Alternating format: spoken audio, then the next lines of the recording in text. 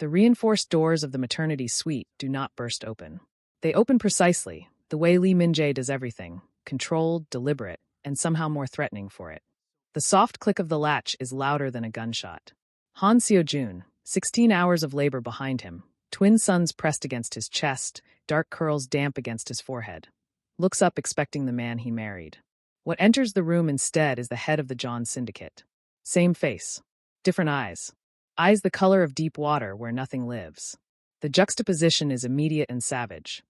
Two newborns wrapped in white, small enough to hold in one arm each, their mouths working in sleep like they are already practicing how to ask for things, against a man in a charcoal suit who has not yet looked at them once. His gaze moves across the room the way it always does. Threat assessment first, everything else never. You did well, Min-jae says. He does not say, you gave me sons. He does not say, they are perfect. He does not cross the room. He does not touch them, or Seo-jun, or anything in this room that has warmth in it. The secondary estate has been prepared. You leave tonight. This is the hook, not the cruelty of the words, but the precision of them. Min-jae does not say don't touch me. He doesn't have to. The distance he maintains is its own command.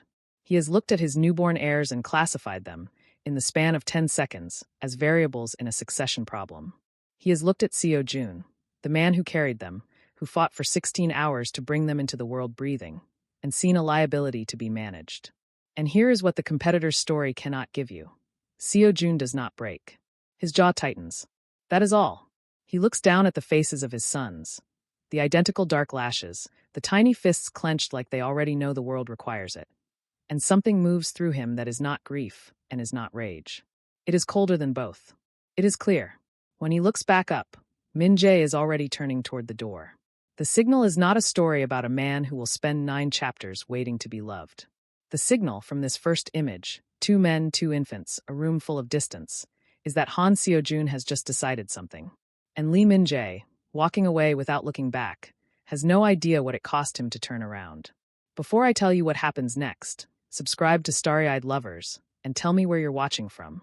The syndicate car is black, long, and waiting at the hospital's private exit like a coffin with leather seats.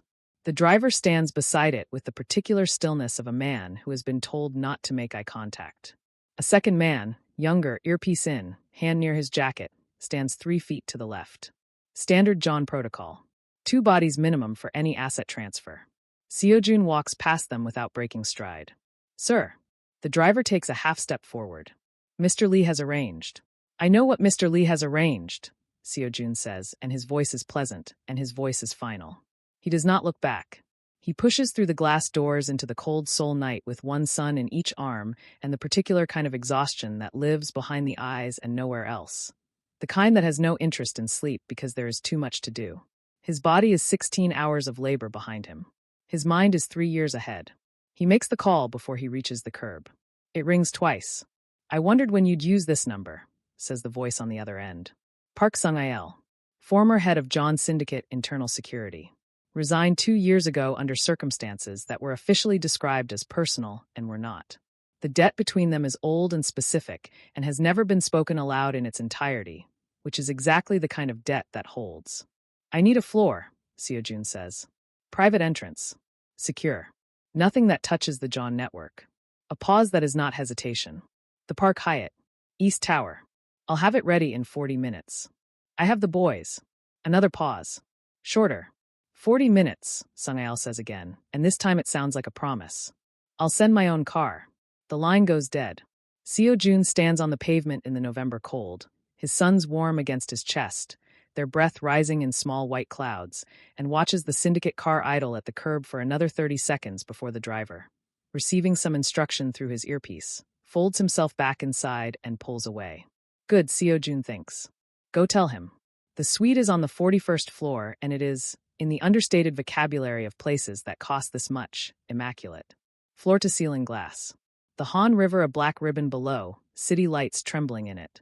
Sung-il's people have already swept the room by the time Seo-jun arrives. He can tell by the way they stand, finished and waiting, with the specific posture of professionals who do not need to be told twice. Clean? Seo-jun asks. Clean, says the woman nearest the door. She is compact and unhurried, and her eyes do the same thing Sung-il's always did. Move before her head does. We'll rotate on the floor every 2 hours. Thank you. He means it. You can wait outside. He settles his sons into the twin bassinets that have been positioned, already, beside the bed. Sung-ael thought of that, and Seo-jun files it away as another weight on an already heavy scale. He stands over them for a moment and watches their faces in the low light. They do not know where they are. They do not know what they have been born into. Their fists are clenched and their mouths are soft, and they are, against all the cold mathematics of the last 24 hours, perfect. Not yet, he tells them silently. You don't need to know yet. He opens the laptop. The call to his attorney is brief because they have rehearsed, in a sense, for this, not the specifics, but the shape of it. Attorney Yoon has been on private retainer for 2 years, engaged through a firm that shares no letterhead with anything in the John family's considerable legal infrastructure. She does not ask how he is. She asks what she needs to know. The bonding contract has a succession clause, Seo-jun says. Subsection 9, paragraph 4. I need to know if the board can invoke it unilaterally. They cannot, Yoon says, and he can hear her already moving, already pulling files. Not without a formal petition and a 60-day review period. But Seo-jun, if they've already begun the paperwork. They haven't, he says. They don't know yet that they need to. A beat. Make sure we're positioned before they figure it out. Understood. The trust documentation. I'm looking at it now. He is. 3 years of quiet architecture spread across the screen in columns and account numbers and shell company names that mean nothing to anyone who does not know how to read them. He built this the way you build anything in a house where the walls might be listening. Slowly, in pieces, each piece looking like something else entirely. A personal investment account here. A charitable foundation there. A series of redirected microtransactions that, individually, would not flag any forensic audit, and which, together, represent a significant portion of the John Syndicate's offshore holdings now sitting in a structure that requires his signature to move. He did not steal from Min-jae. He simply ensured that what belonged to his sons could not be taken from them. The dual trust is solid, Yoon confirms. 6 jurisdictions. I'd like to add a 7th before you move. Do it. It'll take 72 hours. You have 48, Seo-jun says. The board moves fast when it smells blood. He closes the laptop when there is nothing left to review. Orders room service, something warm, something with enough calories to remind his body that it is still required to function. While he waits, he sits in the chair between the 2 bassinets and watches his sons breathe. The rise and fall of their small chests. The way the younger one, even in sleep, turns his face slightly toward his brother, as if already practicing the habit of not being alone. Seo-jun thinks about Min-jae turning toward the door. That particular set of the shoulders. The deliberate absence of hesitation. He thinks, you taught me everything I know about building walls. Then he thinks, you should have wondered what I was doing on my side of them. The food arrives. He eats by the window with the city spread out below him. 41 floors of distance between himself and everything that expected him to disappear quietly. His body aches. His mind is a clean, organized room. His sons sleep behind him with their fists clenched like they already know something. He is not afraid. He has been preparing for this moment for 3 years, in the margins of a marriage that never looked at him long enough to notice. Now it is here, and it is cold, and it is his. He orders tea. He watches the river. He lets the night do what nights do. He waits for morning. It happens at 11:47 p.m. Seo-jun is not asleep. He has not been asleep. He is sitting in the chair between the bassinets with the lamp on its lowest setting, reading a contract amendment on his phone with the particular focus of a man who has learned to use silence productively, when the red dot appears on the window glass. A single point of light, no larger than a fingertip, traveling in a slow arc across the surface, and then gone. Less than a second. Maybe half that. He is already moving. He does not think sniper. He does not think anything with words. His body makes the calculation faster than language allows. He is on his feet, both infants lifted from their bassinets in one continuous motion, and then he is down behind the solid mass of the mahogany dresser against the interior wall, his back pressed to it, one son against each shoulder, their warmth the only warm thing in the room. The window does not break. No shot comes, but the hotel's security system triggers 12 seconds later. A soft triple tone that means the perimeter sensor on the roof access has tripped. And then there are boots in the corridor, Sung-ael's people moving fast and quiet, and a voice outside the door saying clear, checking east stairwell, and the room fills with the specific charged silence of a threat that has not yet decided what it wants to be. Seo-jun stays on the floor. His sons are awake now, the older one blinking in confusion, the younger already gathering himself toward a sound that Seo-jun forestalls by pressing his lips to the boy's forehead and exhaling slowly. The way he has learned works, the way no one taught him. His own heartbeat is elevated. He is aware of this with clinical detachment, the way you are aware of weather. 12 minutes. That is how long it takes Lee Min-jae to walk through the door. 12 minutes from the security trigger to his presence in the doorway. Still in the charcoal suit, or one exactly like it, as if he has not been to sleep either. Which means the surveillance was already in place before the laser sight appeared. Which means he knew where Seo-jun was from the moment the syndicate car drove away empty. Seo-jun looks up at him from the floor and says nothing. Min-jae takes in the room in a single sweep. The empty bassinets, the displaced lamp, Seo-jun on the floor behind the dresser with both infants held against him. And something moves through his expression that is not readable as anything Seo-jun has a name for. He crosses the room in 4 strides. He crouches down, and then, without asking and without explaining, he turns and places himself between Seo-jun and the window, his back to the glass, his body as a wall. The silence lasts long enough to become something. "You had eyes on this suite," Seo-jun says finally. His voice is even. He is proud of how even it is. "Yes." "From when?" "From before you arrived." Seo-jun looks at the side of Min-jae's face. The jawline, the syndicate mark on his neck. The way he is scanning the window from this angle with the practiced focus of a man calculating angles of entry, probability of second shot, structural integrity of the wall beside them. He is still doing threat assessment. Even now, even here on the floor. "You could have told me," Seo-jun says. "You would have left." "I did leave." "You would have left somewhere I couldn't cover." Min-jae's voice does not change register. It is the same tone he uses for everything, operational, precise, stripped of the frequencies that would make it human. And yet, the Park Hyatt was the correct choice. Sung-ail's team is competent. I made a judgment call to observe rather than intervene. And the red dot? Woolsung. Reconnaissance, not a shot. They wanted to know if you had protection. A pause. Now they know. One of the twins makes a small sound, not distress, just the vocal equivalent of noticing the world. And Seo-jun shifts him automatically, a small adjustment of his arm, and the sound stops. Min-jae's eyes move to the infant. He does not look away immediately, the way he did in the hospital. He looks for 2 full seconds, which for Lee Min-jae is something close to a long time. "They're all right," Seo-jun says. It comes out softer than he intends. "I can see that." Min-jae looks back at the window. "We need to move you. Back to the secondary estate. Back to the main house." Seo-jun is quiet for a moment. "That's not what you said this morning. This morning Woolsung didn't have a sight line on my sons." The words land without particular emphasis. "My sons." As if he has always said it. As if the hospital did not happen. Seo-jun decides, for now, not to pull that thread. There will be time for threads later. "I want Sung-ail's people to stay on," he says. "Done. I want my own room. Not the East Wing Annex. A room with a direct line to the nursery. A beat. Done. And I want it understood," Seo-jun says, "that I am not being retrieved. I am choosing to come back. There is a difference, and I need you to know that I know it." Min-jae turns his head then, not his whole body, just his head, and looks at Seo-jun directly for the first time since the hospital. It is a different kind of looking than the threat assessment. It is the kind that takes something in rather than cataloging it. "Understood," he says. They stay on the floor for another 90 seconds while Sung-ail's team confirms the stairwells clear and the rooftop access sealed. The city hums 41 floors below them.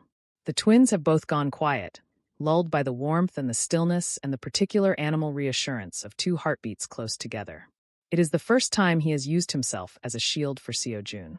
Not ordered someone else into position. Not arranged the geometry of protection from a distance. Himself. His own body between Seo-jun and the glass, in a room he didn't have to enter, in a posture that offers no advantage to anyone except the person behind him. Seo-jun is aware of this with the same clinical detachment he applied to his own elevated heartbeat 40 minutes ago. It does not help. He hates how much it costs him to feel how much it means.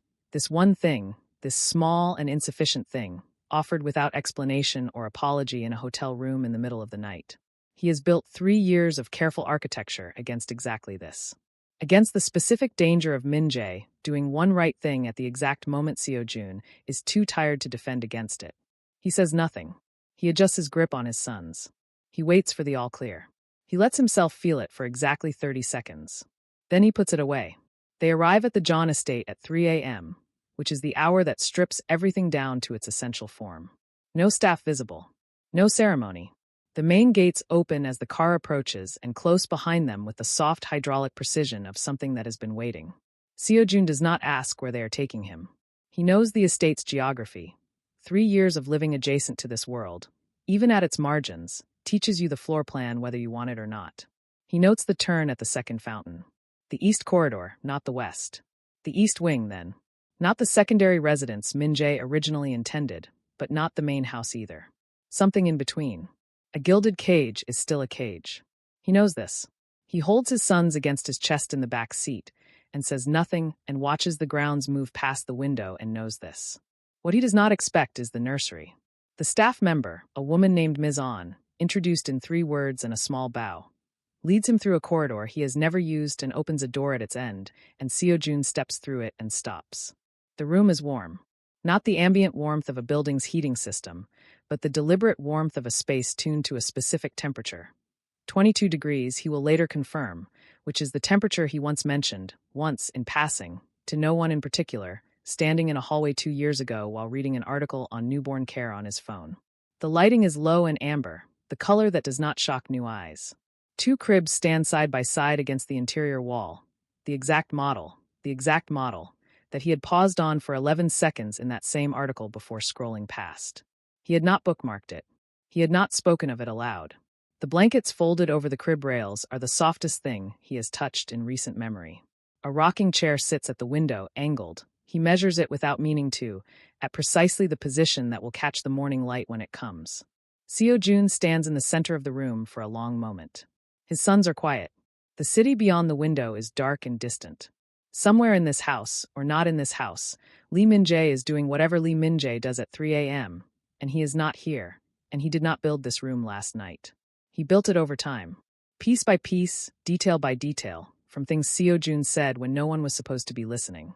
Is there anything you need? Mizon asks from the doorway. No, Seo-jun says. Then, who gave the specifications for this room? A pause so brief it almost isn't one. Mr. Lee provided a list. When?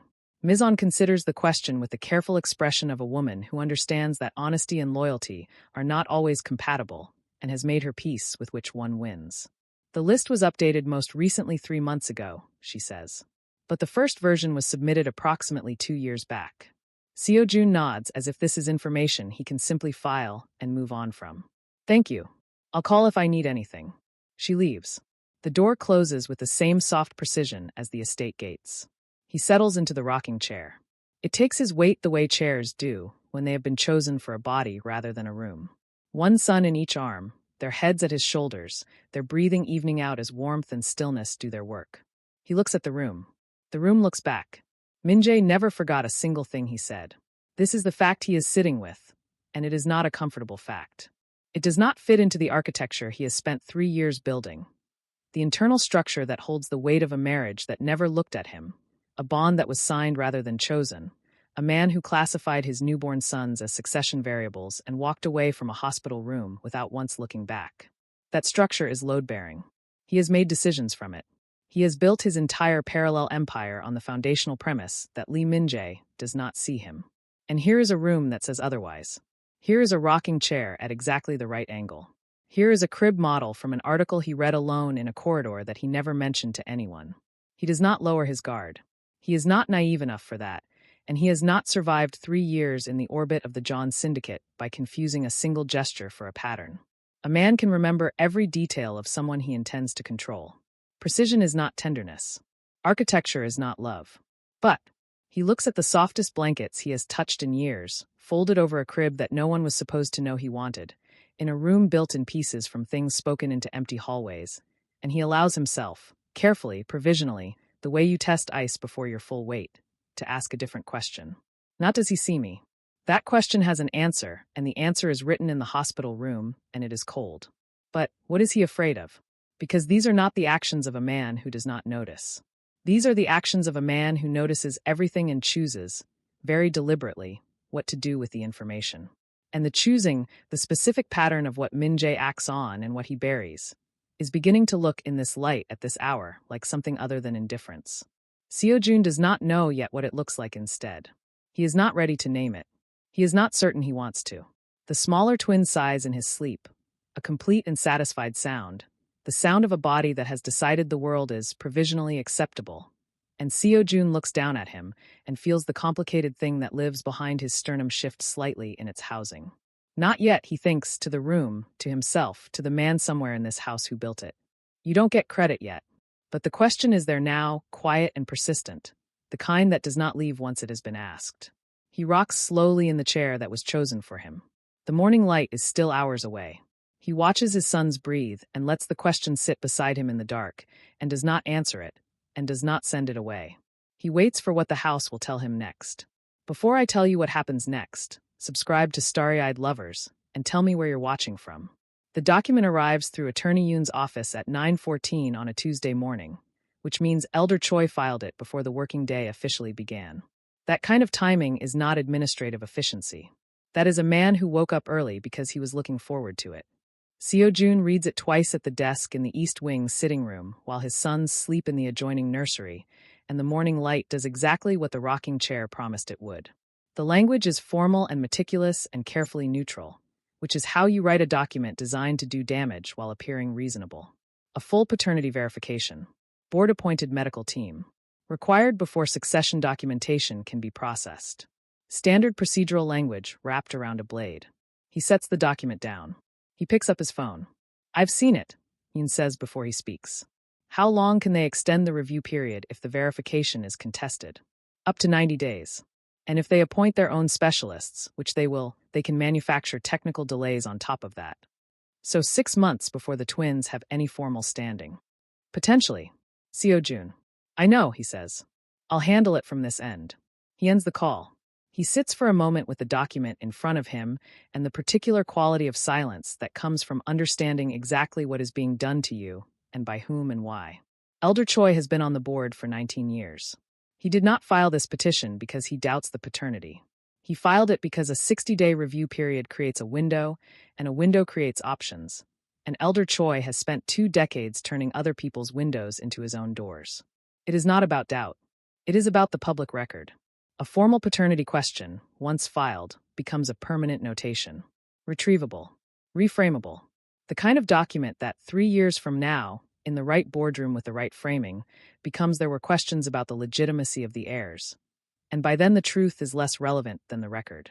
Seo-jun understands this because he has been studying these men since the day he signed the bonding contract and understood that survival in this house would require fluency in a language no one intended to teach him. He goes to find Min-jae.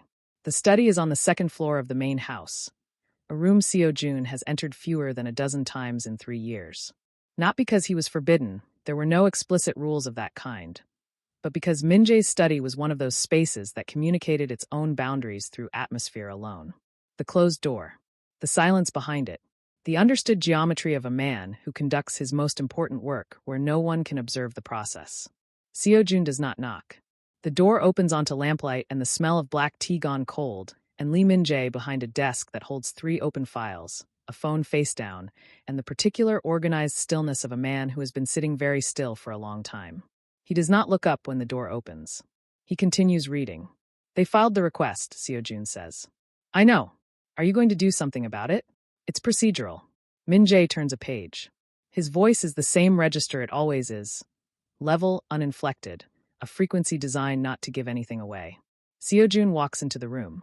He crosses to the desk, and he leans both hands flat on its surface, and he waits until the silence makes it impossible for Min-jae not to look up. It takes 4 seconds. When Min-jae finally raises his eyes, Seo-jun holds them. It's a move, Seo-jun says. And you know it's a move. Elder Choi doesn't doubt the paternity. He doesn't care about the paternity. He cares about the 90-day window and the permanent notation and the record he can use in 3 years when he decides to make it mean something. He keeps his voice even. He keeps his hands flat on the desk. So I need to know, right now in this room, are those boys your sons or are they assets? Because the answer changes what I do next. Min-jae looks at him. Not through him, not past him, not at the operational variables surrounding him, at him. It is the same quality of looking as the hotel floor, direct and taking something in, and it lasts long enough that Seo-jun becomes aware of his own heartbeat. The silence extends past the point of comfortable. Seo-jun begins to straighten. They are my sons. The voice is low. It carries the absolute quality of a foundation. Something laid before the building went up. Something that was always there under the procedural language and the operational assessments and the hospital room and all of it. Not performed. Not calculated. The first true thing Lee Min-jae has said out loud since this began. Sit down, he says. Seo-jun sits. He is aware, distantly, that this is the first time he has sat in this room.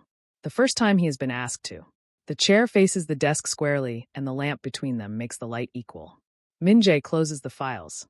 He sets his hands on the desk in a way that mirrors, almost exactly, how Seo-jun's had been flat, deliberate, a posture that means this is the conversation now. Choi filed through Jang's subcommittee, he says. Which means he has at least 3 board votes committed, or he wouldn't have moved yet. 4, Seo-jun says. Elder Beck abstained on the succession protocol vote last March. Abstention in that context means he's available. Min-jae is quiet for a moment. You've been watching the board. I've been watching everything. Something shifts in the room. Not dramatically. Min-jae is not a man who permits dramatic shifts, but in the specific way that 2 people recalibrate when one of them reveals they know more than the other estimated. He looks at Seo-jun with that recalibrating attention, and Seo-jun looks back, and does not explain himself, and does not apologize for it. Choi needs a 5th vote to force the verification timeline, Min-jae says finally. I can block the appointment of his medical team through the procedural review clause. That buys 3 weeks. 3 weeks is enough to make the petition irrelevant. How? Min-jae opens the center desk drawer and removes a single sheet. Already prepared, Seo-jun notes, which means he has been thinking about this since before the document arrived, which means he anticipated Choi's move and chose to wait and see what Seo-jun would do with the information first. He is being tested. He understands this without resentment. He would have done the same. Counterfiling through the direct succession clause, Min-jae says, sliding the sheet across the desk. It supersedes the verification requirement if both parents sign. It closes Choi's window before it opens. Seo-jun reads the document. It is precise and it is airtight, and it requires his signature alongside Min-jae's, which means it also requires Min-jae to formally acknowledge him, in writing on record before the full board, as a co-holder of succession rights. He looks up. You prepared this before I came in here. Min-jae meets his eyes. Yes. You were waiting to see if I'd come. A pause. Yes. Seo-jun looks at the document for a moment longer. Then he picks up the pen from the desk, Min-jae's pen, expensive and heavy, and signs his name in the space provided, clean and unhesitating. He sets the pen down. Don't make me come find you again, he says. If it concerns our sons, I expect to be told. Min-jae looks at the signature. Then at Seo-jun. Understood, he says. It is not an apology, but in the language of this room, of this man, it is the closest available word. It starts the way fevers always start in new bodies. Not dramatically, but as a shift in temperature that registers in the hands before the mind catches up. Seo-jun wakes at 1:47 a.m. to the sound of Dole's breathing, which is not labored, not alarming, but different in the specific way that different means pay attention. He is out of bed before he is fully conscious. The thermometer reads 38.2. Not dangerous. The pediatrician's threshold for concern in a newborn this age is 38, and the number sits just above it, which means it requires monitoring and comfort, and nothing more clinical than that. Seo-jun knows this. He has read everything there is to read on the subject and has committed the relevant thresholds to memory the way he commits everything important, quietly, without announcing it, in the margins of other activities. He knows it is not dangerous. He sits with Dole anyway. The name is not official. It is not in any document. It emerged 3 days ago in the way that private languages do. Not chosen, just present suddenly, the way you notice a path only after you have already walked it several times. Seo-jun had been talking to the smaller twin, narrating the morning the way he has learned to do, because the research suggests voices matter and silence in new environments registers as absence. And he had said, come on, Dole, without knowing why that word, and the baby had stilled and blinked, and that had been enough. He has not mentioned it to Min-jae. Min-jae has not mentioned it to him. But 2 days ago Seo-jun heard, through the nursery wall, Min-jae on a phone call pause mid-sentence and say, very quietly, one moment, and then softer still, in the direction of the crib, quiet, Dole. And then back to the phone, seamless, as if nothing had occurred. Seo-jun had stood very still on his side of the wall. Now he sits in the rocking chair in the dark with Dole against his chest and the thermometer on the side table and the specific quality of 2 a.m. around him. Not the charged 2 a.m. of the hotel floor with laser sights and security sweeps, but the deep, ordinary 2 a.m. of a small body, running a minor fever, and a parent sitting with it, because that is what you do. He begins to sing. It is not a song with a title. It is the kind of song that exists only in the memory of the person who carries it. His grandmother's voice in a kitchen that smelled of doenjang and persimmon. A melody in a dialect that has fewer speakers every year, all round vowels and a rhythm that does not hurry. It does not have words that mean anything narrative. It has words that mean the night is long, but it ends. You are held. You are not alone. He sings it softly, barely above a whisper, his lips near Dole's temple, rocking in the chair that was placed at exactly the right angle to catch light that is still hours away. He becomes aware of Min-jae in the doorway at 2:23 a.m. He does not know how long Min-jae has been standing there before the awareness arrives. It announces itself not as sound or movement, but as a change in the quality of the room, the way a space adjusts itself around a presence. Seo-jun does not turn to look. He does not stop singing. He keeps his eyes on Dole's face, which is flushed and soft and slowly, gradually, relaxing towards something easier. Min-jae does not speak. He does not announce himself, or explain himself, or apologize for standing in a doorway in the middle of the night listening to a song he was not meant to hear. He simply stands there, and Seo-jun sings, and between them is the particular understanding of two people who have decided, without negotiating it, to let something be what it is without naming it. The song goes through 2 verses and circles back. Dole's breathing slows. His small body, which has been running its urgent, invisible battle against a minor invasion, begins to stand down. The heat at his forehead remains but softens, the fever doing its work and the work nearly done. Seo-jun checks the thermometer without interrupting the melody. 38.0, holding, moving in the right direction. He's all right, Seo-jun says quietly to the doorway. I know, Min-jae says. His voice is low. He has been standing there long enough that it has lost its operational edge. It is just his voice, without the register he uses for boardrooms and orders and the careful management of distance. I checked the monitor. Then why are you still up? A pause. I heard the chair. Seo-jun looks down at Dole. The rocking chair. It carries through the wall. There is nothing to say to this that would not cost too much at 2 a.m., so Seo-jun says nothing, and Min-jae, who appears to have reached the same calculation, also says nothing. There is only the soft rhythmic motion of the chair and the baby's breath, and the city somewhere beyond the window doing its quiet nocturnal business. At 2:31 a.m., Min-jae steps into the room. He does not ask permission. He crosses to the second chair, the one positioned beside the rocking chair, the one that has not been used before, and pulls it forward slightly and sits. Not close enough to touch. Close enough to be present. He rests his forearms on his knees and looks at Dole's sleeping face with the expression of a man who is trying to do something he does not have a practiced method for. Seo-jun watches him from the corner of his eye. The syndicate tattoo at his neck.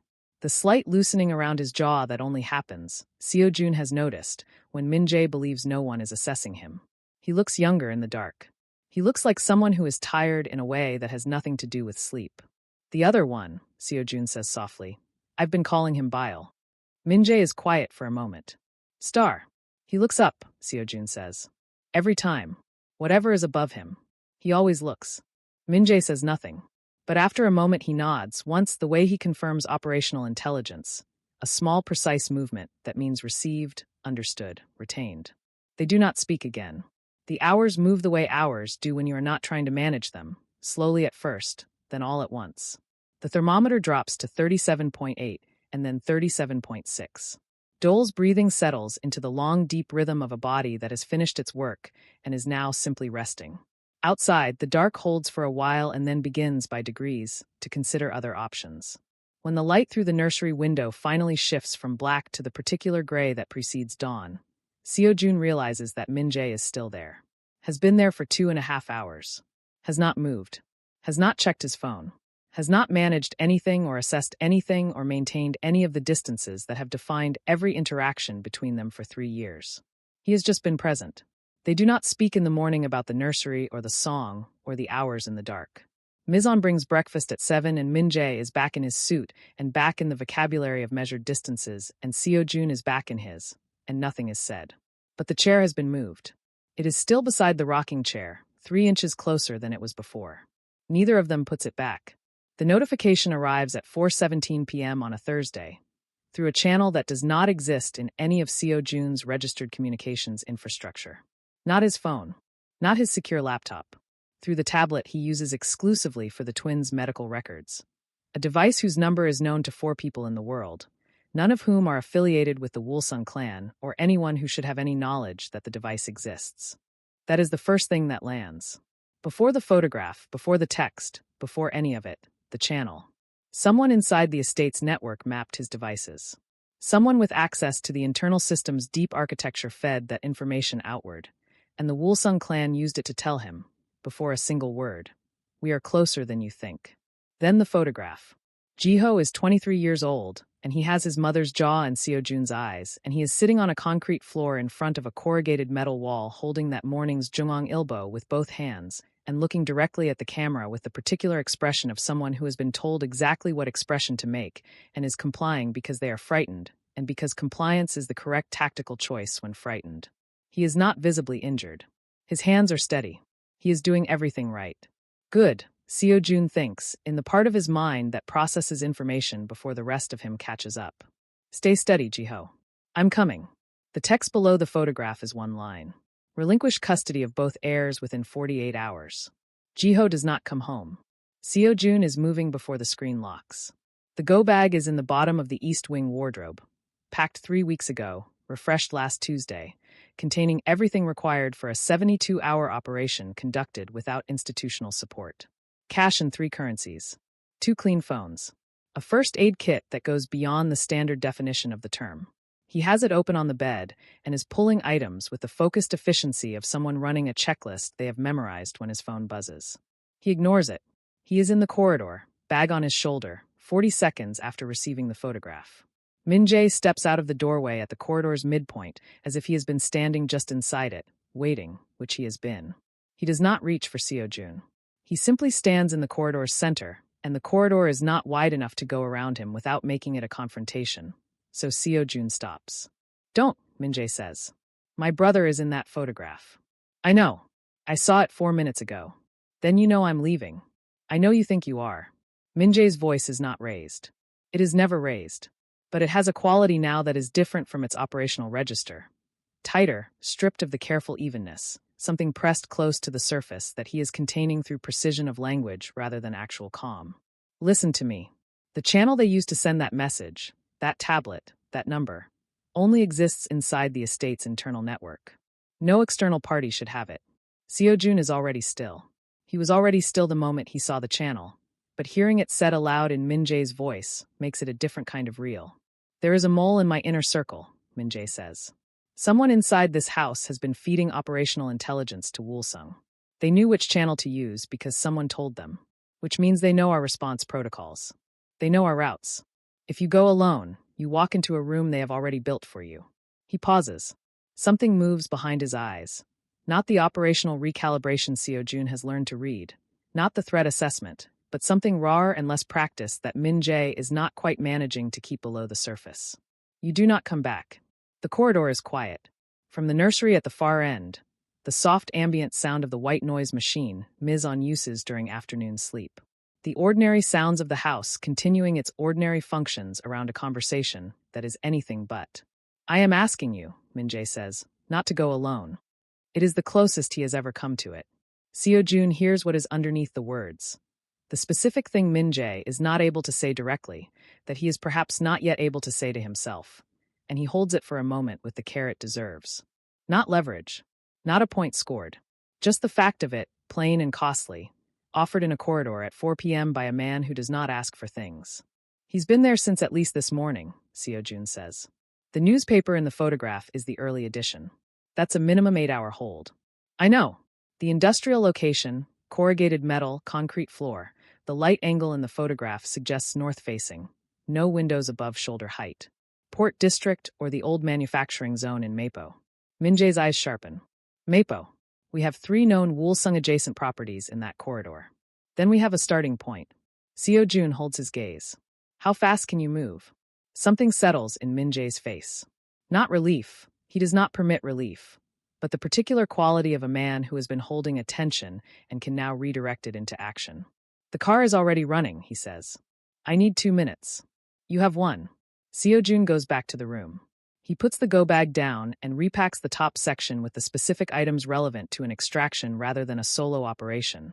One fewer clean phone, the medical kit repositioned, space made for the earpiece now in his hand. He stands at the nursery door for 30 seconds. The twins are asleep, both of them.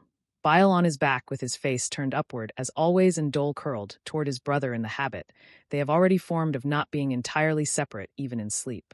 He does not go in. He does not wake them. He memorizes them exactly as they are. The rise of their breathing, the particular light, the chair still 3 inches out of place where Min-jae left it.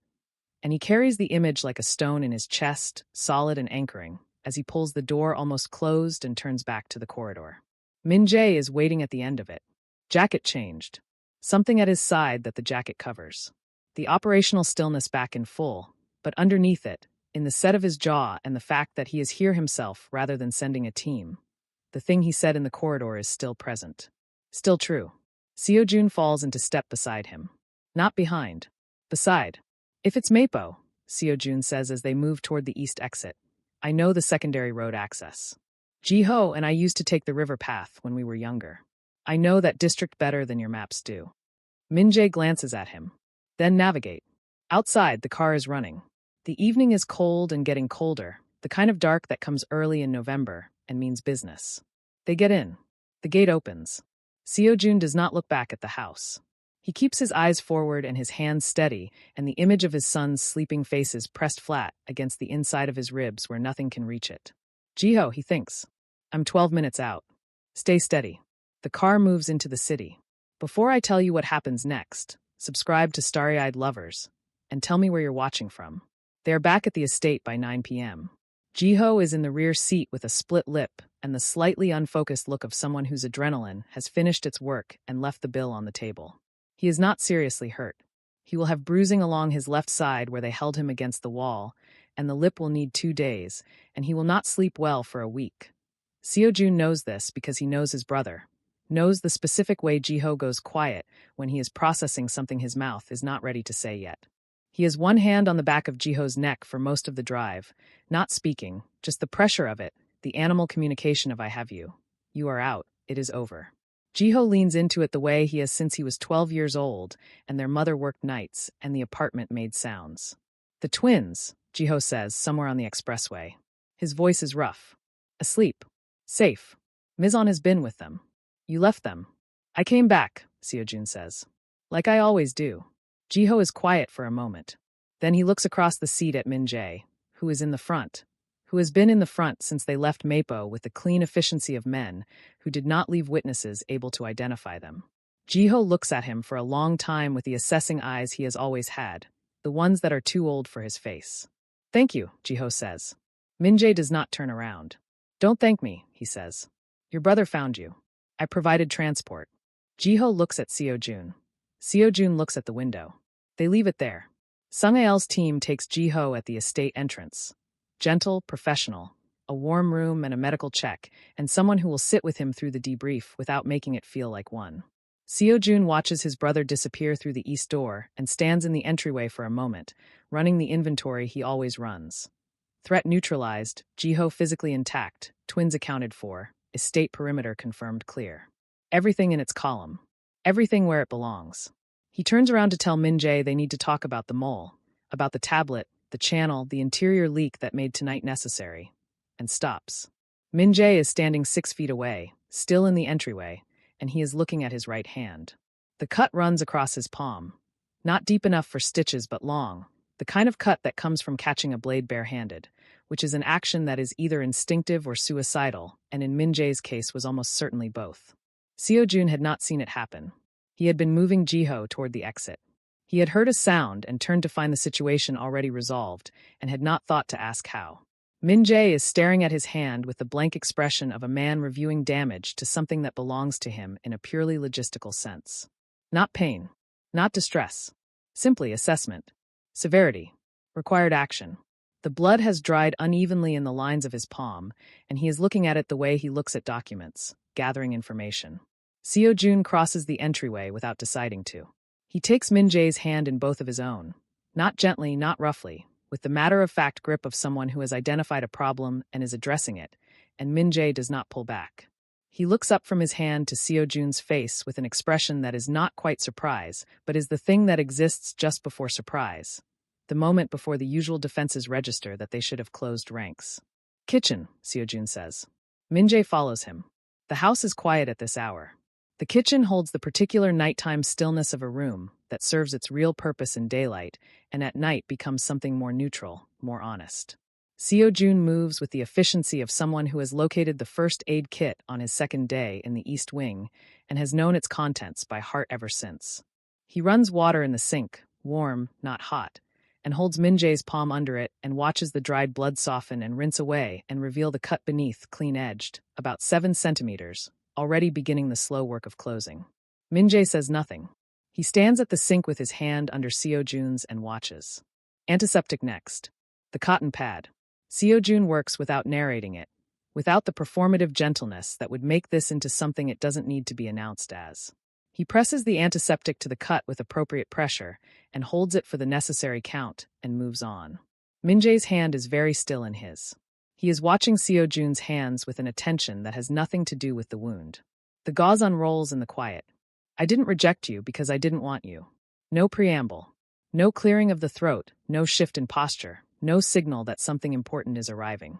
Just the words, in Min-jae's usual register, except that the usual register is doing something it was not designed to carry, and the weight of it is audible in the way a hairline fracture is visible. Only if you know where to look, only if you are already close. Seo Jun's hands go still. The gauze is half-wound. The cut is half-wrapped. The kitchen holds its breath. Then why? Seo Jun says. His voice is even. He has always been good at even. His eyes, when he makes himself look up, are not even at all. They are 3 years of a question he has not been willing to ask because asking requires believing an answer is possible. And he has not been willing to believe that, and Min-jae is looking back at him now with something completely undefended in his face, and it is the most frightening thing Seo Jun has seen in a building full of dangerous men. The silence is long. It is not empty. It is the kind of silence that is full of everything that has not been said across 3 years of shared space and deliberate distance, and a rocking chair moved 3 inches that neither of them put back. Because wanting you, Min-jae says and stops. Starts again, slower, like a man who has found the words before but never said them aloud, and is discovering they have more mass than they did in his head. Because wanting you is the only thing that has ever made me afraid. The gauze is still in Seo Jun's hands. Neither of them moves. Outside, the estate makes its nighttime sounds. The perimeter check, the distant gate, the ordinary machinery of a house that does not know that something has just shifted permanently in its kitchen. The cut on Min-jae's palm is still half-wrapped. His hand is still in Seo Jun's. The space between them is the smallest it has been in 3 years, and neither of them closes it, and neither of them steps back, and the night continues around them doing what nights do. Moving through its hours, indifferent and patient, leaving the people inside it to find their own way through the dark. Seo Jun looks at Min-jae's hand. At the cut. At the gauze. He finishes wrapping it. Slowly. Each pass deliberate. His hands have steadied again. Not because the feeling has gone, but because he has always known that steadiness and feeling are not mutually exclusive. That is perhaps the central difference between them. He ties the end and smooths it flat with his thumb and does not let go of Min-jae's hand immediately once he is done. 1 breath. 2. Then he releases it. Don't catch blades bare-handed, he says quietly. You have sons now. Act like it. Min-jae looks at his wrapped hand. Something moves through his expression that is not quite a smile, and is not quite grief, and is perhaps the place where those 2 things share a border. Noted, he says. The morning of the board meeting, Seo Jun is awake before 5. He does not tell Min-jae what he is planning. This is deliberate. Not because he is concealing it, he has thought carefully about this distinction, but because what he is about to do is not a joint operation. It is not a coordinated maneuver that requires tactical alignment. It is a thing he has been building for 3 years, alone, in the margins of a life that was not supposed to give him margins, and it belongs to him entirely, and he will deliver it himself. He dresses with care. Not armor, not performance, precision. The charcoal suit he had sent from the East Wing wardrobe 3 days ago, which fits the way things fit when they are chosen rather than assigned. His grandmother's ring on his right hand, which he wears when he needs to remember that he comes from people who survived things. Nothing else. He does not need anything else. He checks on the twins at 5:30. Bile is on his back looking at the ceiling mobile with the philosophical attention he brings to everything above him. Dole is asleep with his fist against his mouth.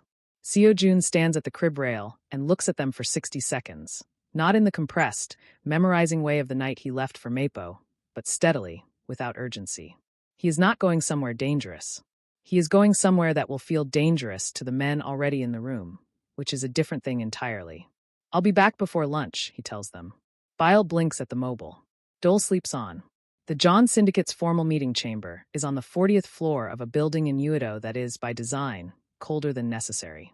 The architecture communicates a single message to everyone who enters it. You are small, and we have been here longer than you. The table seats 22. The chairs are low relative to the table's surface by exactly enough to be felt without being noticed. The windows run floor to ceiling, and the Han River below looks, from this height, like something decorative. Elder Choi arrives at 8:45, which means he has been anticipating this for longer than the meeting requires. Seo-jun knows this because Sung-ail's contact in the building confirmed his arrival time, confirmed the presence of the successor candidate in the anteroom adjacent to the chamber. A man named John Taeyul, 34, Alpha-born, third-degree relation to Min Jae's line, whose sole qualification for the regency is that Elder Choi selected him, and confirmed that the full complement of 7 voting board members is present and seated by 8:58. What the contact did not confirm, because he did not know, is that Seo-jun is in the elevator at 9:01. The doors open at 9:02. The walk from the elevator bank to the chamber doors is 40 feet of gray stone flooring that sounds, under his shoes, like something being counted. The security presence outside the chamber, 2 men, syndicate standard, who have been told the meeting is closed, registers him and does not move immediately because they are not sure, in the first 2 seconds, that they are authorized to stop him. Those 2 seconds are all he needs. He pushes through the chamber doors before the authorization question resolves itself, and he is inside. The room goes silent in the specific way that rooms go silent when something enters that was not in the agenda. 12 faces turn toward him. Elder Choi, at the table's head, goes very still in the manner of a man whose plan has just acquired an unscheduled variable and who is, for the first time in 2 weeks, uncertain of his numbers. The other board members hold their various expressions: surprise, calculation, a few with the careful blankness of men who have not yet decided which side of this moment they want to be on. Seo-jun walks the length of the room. He does not acknowledge the faces. He does not perform confidence because he is not performing. He is simply moving through a space toward a destination, the way you move when the outcome is not in question. He reaches the far end of the table, sets his document down on the surface, and slides it toward the center with a single unhurried motion. Before you vote, he says, you should know what you're voting on. Elder Choi looks at the document. He does not reach for it immediately, which means he is running the calculation. What it could be, what threat it represents, whether the correct response is to dismiss it publicly or examine it privately. The calculation takes him 4 seconds. He reaches for it. The silence while he reads is the most useful silence Seo-jun has experienced in 3 years. He watches Elder Choi's face move through its stages. Initial dismissal, then attention, then the specific quality of stillness that arrives when a man realizes the ground he was standing on has been replaced with something else while he was looking in another direction. He watches it travel to Elder Beck, who receives the document next and is faster, 3 seconds to the stillness. Elder Park, who is slower, and whose stillness when it arrives is the deepest. 3 years. 6 jurisdictions. 7 legal frameworks, 1 added at Attorney Yoon's recommendation 46 hours ago. Every offshore account, every holding, every asset the board has been counting as leverage in this vote, restructured into a dual trust that requires 2 signatures to access. His and Min Jae's. Jointly. Inseparably. You can remove Seo-jun's standing. You can vote him out, vote him down, invoke every clause Elder Choi has spent 2 weeks polishing. And then you can watch every offshore asset in the John Syndicate's portfolio sit perfectly still, inaccessible, until Han Seo-jun decides to cooperate. Which he will not be doing. You can vote to strip my standing, Seo-jun says, into the silence, to the room, to the 12 faces and the 40 floors of empty air beneath them. But you cannot move a single asset without my cooperation. He picks up his copy of the document from the table. And I am not interested in cooperating with anyone in this room. He tucks the document under his arm. He walks out. The security presence outside the doors has been reinforced. A 3rd man, called in while he was inside. All 3 of them look at him as the doors close behind him. He meets each set of eyes briefly, without stopping, and continues to the elevator. He presses the button. He waits. Behind the closed chamber doors, There is no sound of a vote being called to order. There is the low, indistinct sound of men renegotiating their positions in real time, which sounds different from a vote, rougher, less formal, the sound of a structure being rapidly reassessed by the people inside it. The elevator arrives. The vote never happens. Seo-jun steps in, presses the lobby button, and watches the doors close on the 40th floor and everything Elder Choi spent 2 weeks building. His reflection in the elevator's mirrored panel is composed. The ring on his right hand catches the light. He thinks of his grandmother's kitchen. The smell of it. The songs she sang that didn't mean anything except you are held. You are not alone. The night is long, but it ends. He is back at the estate before lunch, as promised. Bile is still looking at the ceiling. Dole is awake now, and when Seo-jun picks him up, he turns his face immediately toward his father's collar and holds on with the absolute conviction of someone who does not know the word for trust but has already decided on it. Seo-jun stands at the nursery window with his son against his chest and lets the morning finish itself. The thread is in the financial records, which is where threads always are if you know how to read them. Seo-jun has been in the estate's internal accounting system for 11 days. Access granted quietly, through the same counterfiling that put his signature beside Min Jae's on the succession documentation. No one flagged it as significant. It looked like domestic administrative access, which is what it was designed to look like, and the men who might have questioned it were occupied with the aftermath of the boardroom and the collapse of Elder Choi's coalition and the various fires that follow when a 2-week plan disintegrates in a single morning. He found the first anomaly on day 4. A microtransaction, 40,000 won, unremarkable, routed through a maintenance vendor account. He would not have noticed it except that the vendor account it touched had been closed 8 months ago, and closed accounts do not process transactions, and something that should not exist had been used as if it still did. He pulled the thread. It took 7 more days to follow it to its end, which is the patience the work requires, and which Seo-jun has always had in greater supply than anyone estimated. The thread led through 4 dormant accounts, 2 decommissioned communication nodes, and a routing pattern that had been constructed with genuine skill. The kind of skill that comes from 12 years of intimate knowledge of the system's architecture. The kind of skill that belongs to someone who helped build the channels they were now using to bleed them. Park Hyun-soo, communications officer, 12 years of service. The man who held the encryption keys for the syndicate's highest-level operational channels and who had, for 2 of those 12 years, been selling their shape to the Woolsung clan. Not the content, the shape. The routing patterns, the channel assignments, the device registrations. Enough for Woolsung to know which tablet to use to reach Seo-jun at 4:17 p.m. on a Thursday. Enough for Jiho to spend 8 hours on a concrete floor in Mapo. Seo-jun finds him in the basement server room at 11 p.m. on a Wednesday, which is the hour Park Hyun-soo has apparently chosen, for 2 years, to make his transmissions. The lights are on. The servers hum their indifferent hum. Park Hyun-soo is at the central terminal with his back to the door and his headset on, and does not hear Seo-jun enter. He hears the gun. The sound of a safety disengaging in a quiet room is its own kind of announcement. Park Hyun-soo goes very still. Slowly, with the movements of a man who understands his situation completely, he removes the headset and places both hands flat on the console and turns around. Seo-jun is standing 8 feet away with the gun level, and his expression the expression of a man who has already completed every prior step of this process, and is now simply at its conclusion. Not rage, not satisfaction. The particular calm of someone who has followed a thing to its end and is present for the ending. Hands, Seo-jun says. Park Hyun-soo looks at him. At the gun, at his face, at the absence of anything in that face that suggests negotiation is available, and lowers himself to his knees. Min Jae arrives 4 minutes later. He appears in the server room doorway and takes in the scene without movement. The traitor on the floor, Seo-jun standing over him steady and unhurried.